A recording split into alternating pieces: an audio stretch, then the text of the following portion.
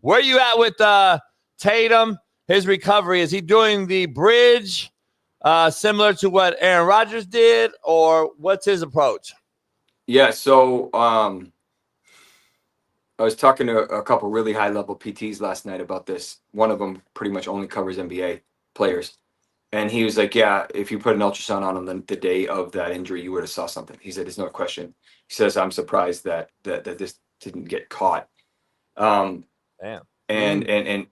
And the problem is, if you go back to, I think, 2017 or right when Tatum started, he has by far the most games played, the most minutes. Like, the dude never leaves the court. He's pretty much been uninjured or very mildly injured for most of his career.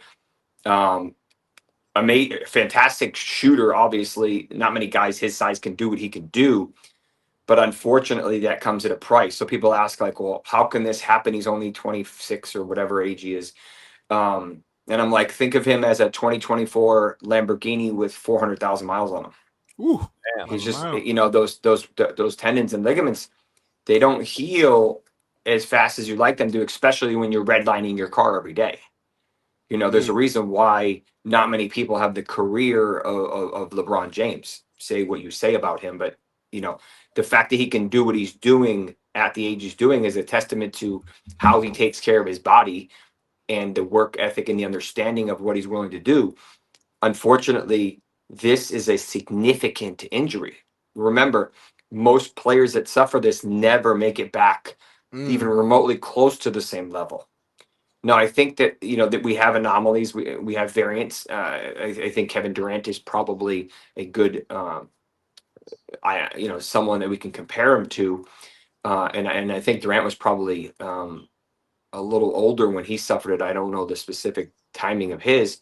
The good news is that it was these are relatively clean, unlike an ACL, which could happen a bunch of other stuff. And they literally performed the surgery within 24 hours of suffering it, less than 24 hours, which is super rare. He happened to be in New York when it happened. He went to HSS, reportedly went to HSS, which is one of the top orthopedic institutions in the world, really. And then reportedly Dr. O'Malley performed the surgery. He's who did Durant's. He did Derek White's foot a couple of years ago. He did Tiger Woods' Achilles. So very high level performing physician.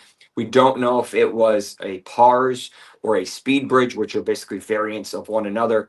I don't think they haven't released that, and I don't know Dr. O'Malley personally enough to ask him or to know his history of what he has a tendency to gravitate towards.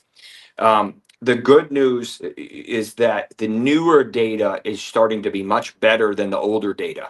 The older data was a huge long incision. A PARS is basically an incision about this big, and then a speed bridge is basically that plus you basically pull the tendon that's torn down, reattach it, and then they reattach it. They really reinforce it in the middle.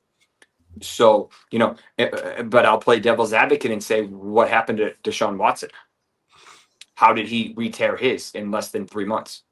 Dr. Anderson performed his twice. So things do happen. Jayson Tatum has the mindset, the willpower, and to emulate his idol Kobe will likely make it back and be a very similar player.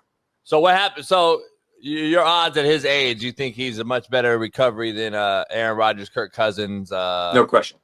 Yeah, I mean, he's much more of an athletic freak. He's 10 years younger than them. I think they're at different stages of their career. And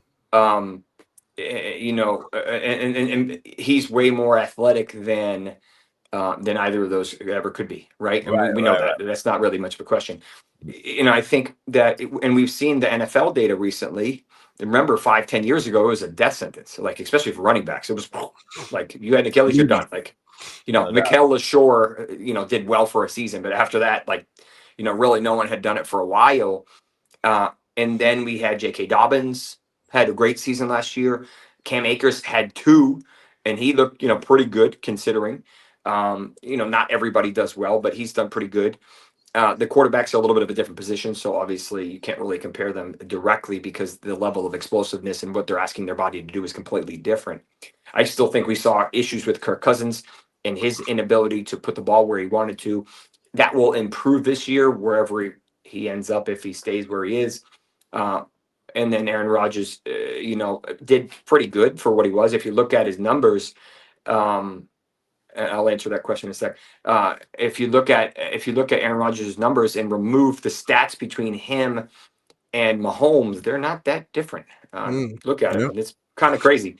But so the Tatum, this was his non-dominant leg, I guess you'd probably say.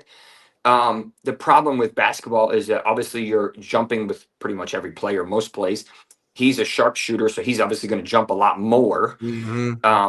And you're always compensating. So that's what happened with J.K. Dobbins. He had an ACL tear on one side. He's going to put more stress on the opposite side, and he tore the opposite Achilles.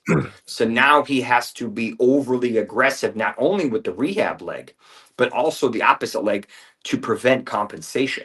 And I tweeted this, and I got a lot of pushback from what I call traditional docs, saying, hey, if you would have preventatively injected this with stem cells or even PRP or something, not cortisone, then in my opinion, you could have prevented this from happening. But hindsight is 2020. Well, prove to me that another person has done that. I can promise you that 50 to 70% of the NFL and NBA players get stem cells regularly. How many of them would have hypothetically tore something if they didn't do X on X body part? It's hard to play what ifs, but for someone that's making 30, 40, 50, 60 million dollars a year, what's 30K? Or whatever.